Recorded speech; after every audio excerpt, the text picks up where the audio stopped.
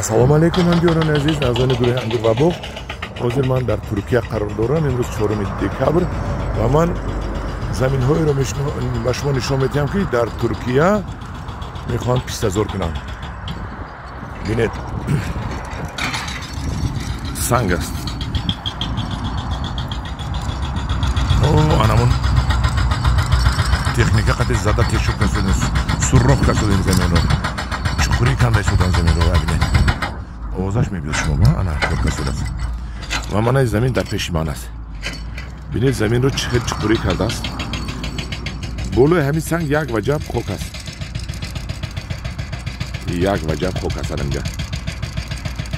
فقط سنگ. ببینید چقدر مبلغ صرف کرده.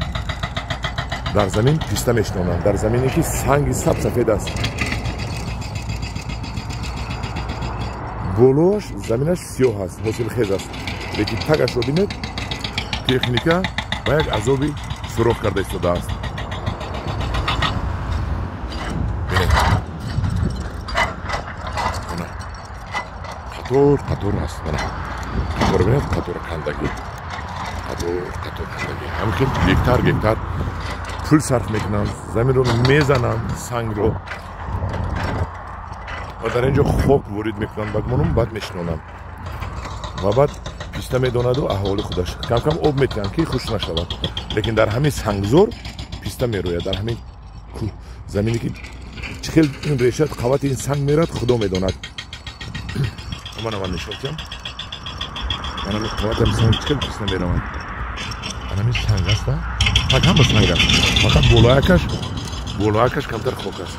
هم درون عزیز دیدید چقدر عذاب کشیده پیسته میکورم. من این نشر رو نشون میدم شما. در کجا پیسته میسابزونن. من در همین سنگزور درون همین سنگ پیسته میشونن. هم درون عزیز ما باشیم در زمین لحممون نمیکنیم کار. ما بود کم میکنیم. این رو ببینید، این بچه آدم رو ببینید برای آینده وطنشون چقدر کار کرده استادن برای آینده وطنشون. هم درون عزیز در پناه خدا باشید، با گروه انگور و باغ باشید. از همین ترکو کمتر عبرت میگیریم. کار کنیم و وطن رو آباد کنیم.